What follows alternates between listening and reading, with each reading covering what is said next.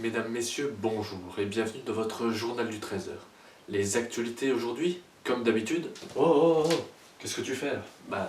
Tu vois bien, je présente le journal. Oui, je vois bien que tu présentes le journal, mais c'est ma semaine. Toi, tu devais le faire la semaine dernière. T'es sûr? Oui. Oh merde, mais je suis pas venu moi la semaine dernière. Ah bah je sais, du coup, il n'y a pas eu de journal la semaine dernière. Ah.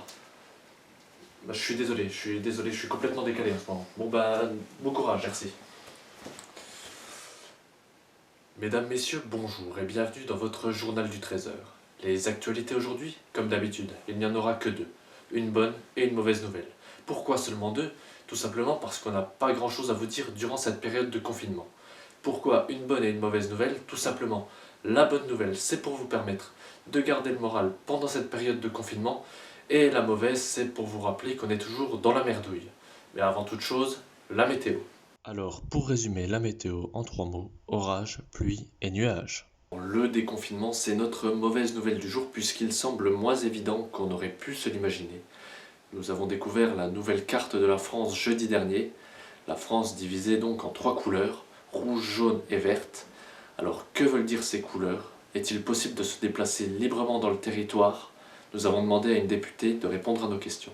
Madame la députée, bonjour. Bonjour, Merci de nous accorder quelques minutes pour répondre à nos questions. je vous en prie. Tout d'abord, première question, nous l'avons découvert la semaine dernière, cette nouvelle carte de la France avec ces 3 couleurs. Est-ce que vous pouvez nous dire à quoi correspondent ces 3 couleurs? Tout à fait.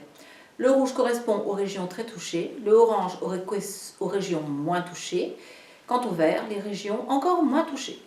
D'accord, et quelles sont les nuances apportées au déconfinement concernant ces 3 couleurs? Oui, le rouge aux régions très touchées, le orange aux régions moins touchées et le vert aux régions encore moins touchées. Mais qu'est-ce que vous ne comprenez pas dans mes explications, cher monsieur? Rien.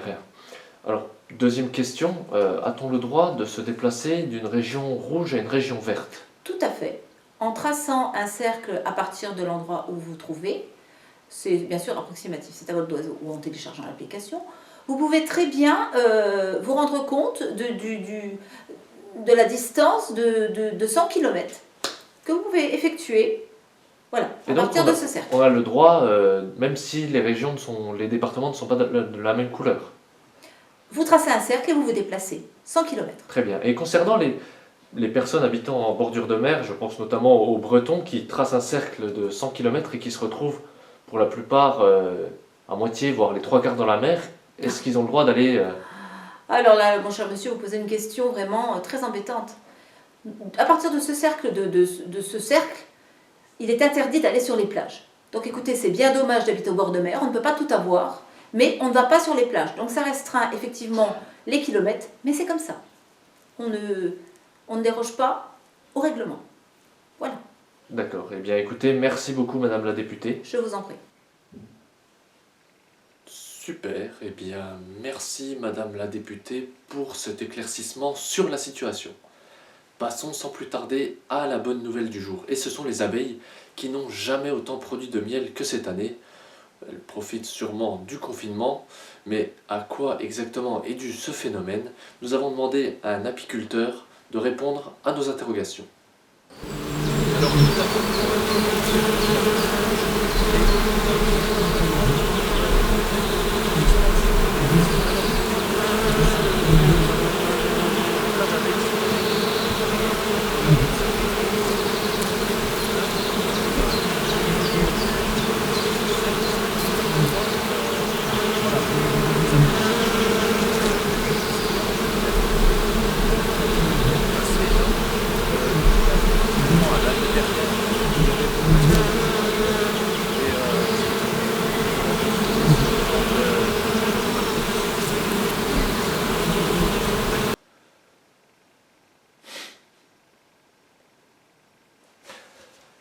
Et oui, tout s'explique, cela paraît logique.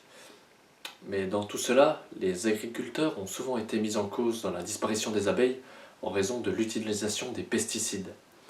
Pourtant, depuis le début du confinement, ils n'ont jamais cessé leur activité. Alors, ont-ils changé leur méthode de fonctionnement? Pour le savoir, nous allons rejoindre notre correspondant Rémi en duplex. Rémi, est-ce que vous m'entendez? Ah non, je ne vous entends pas, Michel. Merdouille, on doit avoir un problème de réseau. Mais si, bien sûr que si, je vous entends, Michel. Quel plaisir de vous retrouver. Ah super, eh bien écoutez Rémi, plaisir partagé, je vois que vous allez mieux. Ah oui, beaucoup mieux, oui. Super, donc Rémi, si je ne me trompe pas, je crois que vous êtes dans une ferme d'un département en zone rouge.